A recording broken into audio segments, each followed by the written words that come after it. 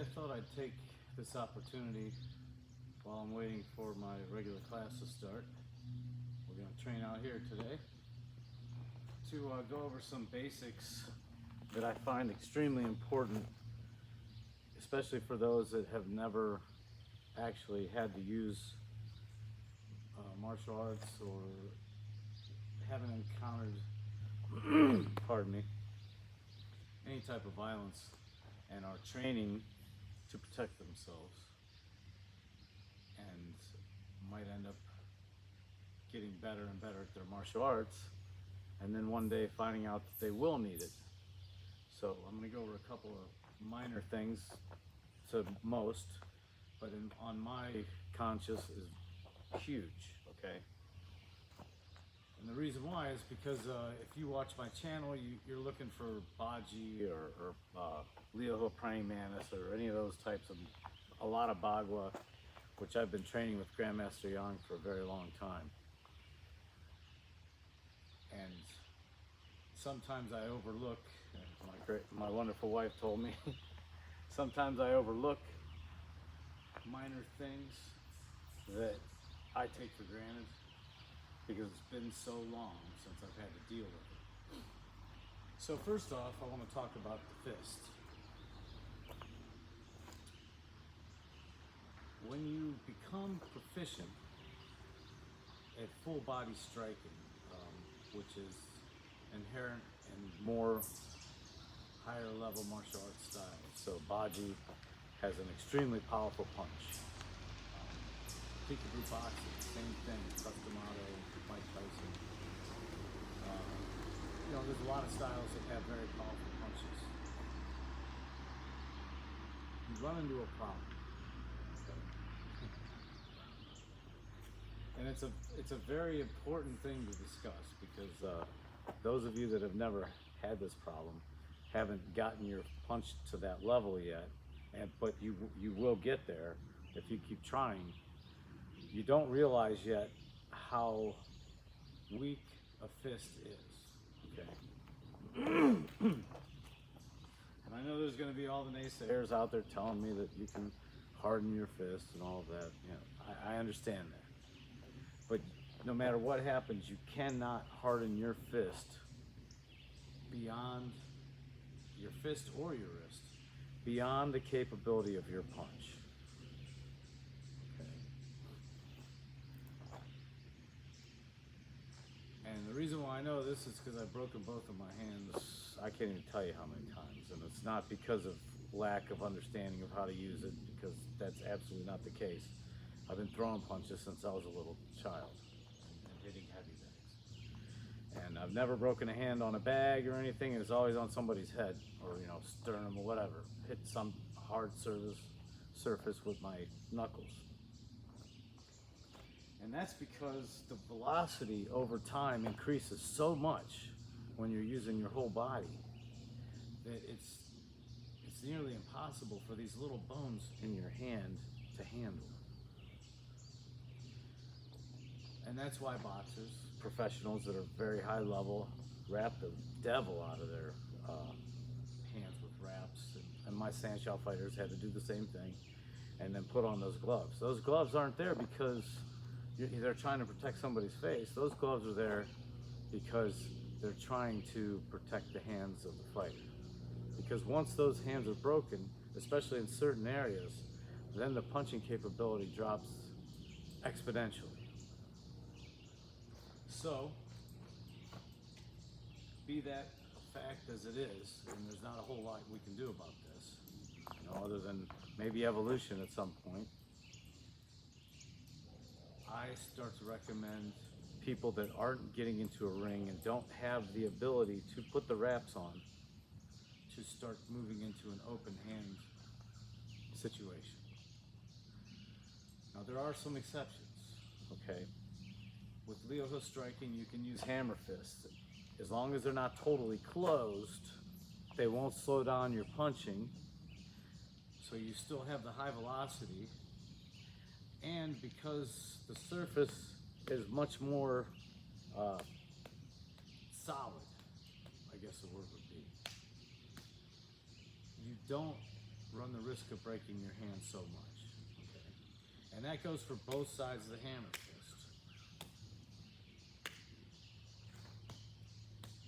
Now, one of the times that I've broken my hand the worst, and I'm going to give you a heads up on this because if you're a TCMA guy and you're watching all these videos online and then somebody tries to knock you for a loop or tries to rob you or something and you do a certain kind of punch, in this case a spinning back fist or just even a back fist, you know, you see Bruce Lee always doing the back fist and stuff like that, Chuck Norris with the spinning back fist. That is the one that will break your hand the quickest.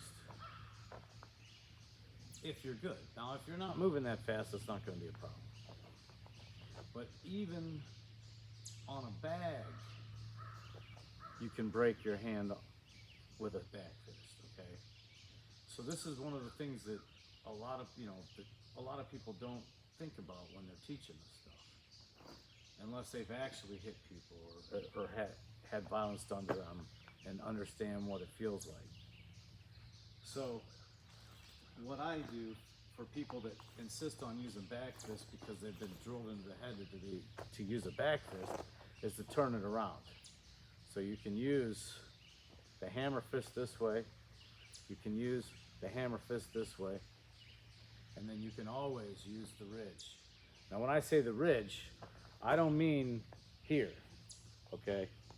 I know a lot of people swear on using this, and Pigua teaches how to use the whole area here, but this is what I'm talking about, okay? And even on soft targets, because remember, velocity, it does more damage to the target, but still, whatever's going at the target gets damaged.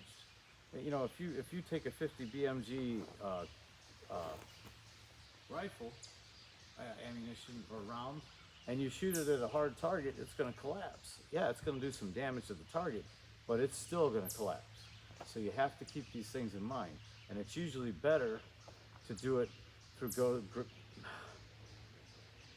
as a natural part of your gross motor skills. Okay, so rather than this fist, with some exceptions, you know, soft targets, which by the way are never guaranteed. That's why I'm trying to, you know, put this out there. I've had many times where I thought I was hitting a soft target and an elbow got in the way, and it doesn't feel good because I'm punching with all I have every single time. I don't have a different punch. That's what Baji teaches you and Leo Hook Praying Mass teaches you at the upper levels and professional boxing. Now there are guys that do feeler jabs, don't get me wrong. But when I'm talking about the top of the game, I'm talking about like a Mike Tyson where there isn't a feeler jab. That jab's gonna knock you out. Okay. Every single punch is gonna have the same momentum, same velocity, same full body behind it, and you can see it when a professional does these things. There's no other punch, there's only one. It's just like golf. A really good golfer will tell you, and I'm terrible at golf, so I don't know, I can't test this hypothesis. But I've been told many times by extremely good golfers that they work on one swing and they change a club, with the exception of putting and chipping. But everything else is the same swing. So, ridge here, and you can get away with this. The problem with really trying to focus on something like that is during CQB, things get really, really messy. And you don't know if your fingers are going to end up involved, and then now you got broken fingers. And every single little bit of damage that's done to your body in a situation like that takes a ton of your attention away. I don't care how cold and hard you are. If you got a bunch of broken fingers, you're going to have a heck of a time paying attention to what's going on. So I just wanted to share that. So you could, you know, even if you're fighting in MMA, you still run the risk of breaking your hands because those gloves that they wear are not exactly high end. So for you sport fighters out there, if you like the spinning back fist, there's nothing the matter with still doing it. If I go to punch here with the powerful jab, I can still hammer fist it out. and get that full momentum. Okay? So, and same goes for this way. So if I go to clear a strike that's coming at me, I can come across with this fist and hit the button on both sides, okay? And then, as long as I don't have my thumb like this, like the old Shaolin style used to do, as long as I have it down, I'm not running the risk of breaking. Now, I'm not saying you can't break it that way, you know, especially those of you that are young. You know, I'm pretty old. Those of you that are young and coming up and learning, you know, standing on the shoulders of people that did it before, learning from good teachers, you could get very fast and break your hand altogether. So that's why I'm also suggesting this. Because a lot of the Liahe motions are so fast that you can't, I actually pull my fingers back towards me. And even the baji stuff, all the baji stuff, the baji stuff, I use the open hands if I know that I have to be quick, especially in a real confrontation. I wouldn't even close my hand. Obviously, you can't always do that in the ring. So you can use tactics like the hammer fist for this Liahe praying mantis clear.